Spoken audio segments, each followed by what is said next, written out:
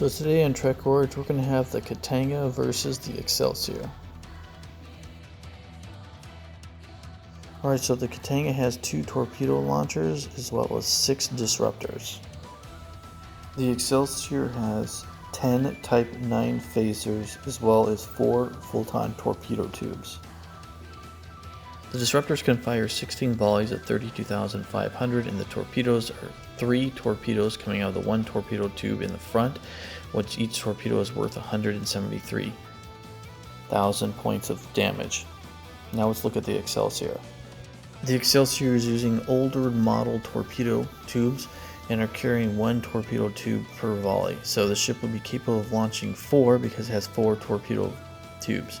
Now it has Type 9 phasers. Type 9 phasers are 20,000 points of damage and they're seen to only shoot a volley of 9. So in this scenario, we're going to let the Katanga obviously use its cloaking device and it's going to attack the rear of the ship because that's the weakest point of the vessel. Katanga is going to decloak, fire 3 torpedoes so that each one is worth 173,000 points of damage. This is going to be enough to bring down the shields to 65,000. The Excelsior is then going to return fire with its Type 9 phasers, and that's going to bring the shields down to 145,000.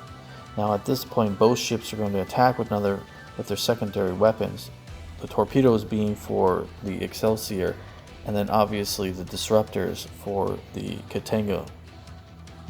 The Katanga's combined blast is going to be worth 520,000 points of damage. This is going to be enough to drop the shields of the Excelsior and do significant damage to the hull. Unfortunately for the Katanga, its relatively poor shields will not be able to withstand the volley of torpedoes, and its hull damage is going to be so significant the ship is going to die.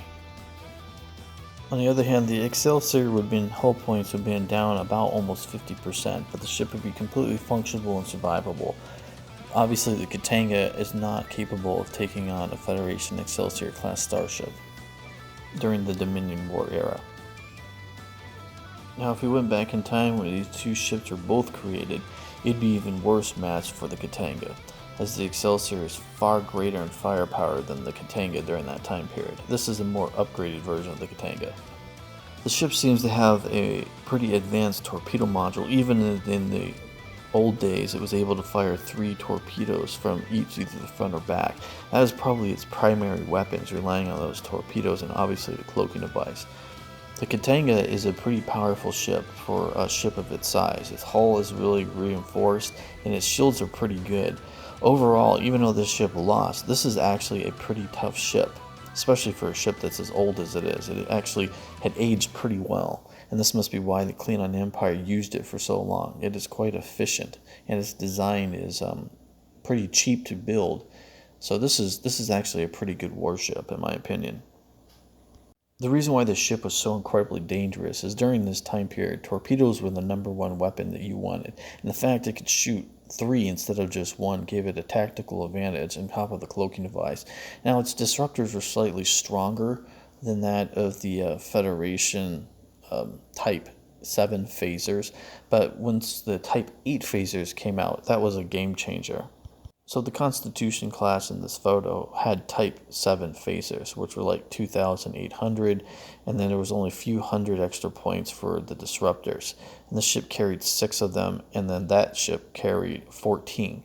So the Federation ships were way more armed than the counterparts, but that torpedo gave them a pretty big advantage. It's 1 additional torpedo. So the Enterprise is relying on 2 forward-facing torpedoes, which could launch 2 torpedoes at its enemy, but this 1 torpedo is able to launch 3. So this torpedo tube the Klingons have is technologically more advanced than the Federation during this time period.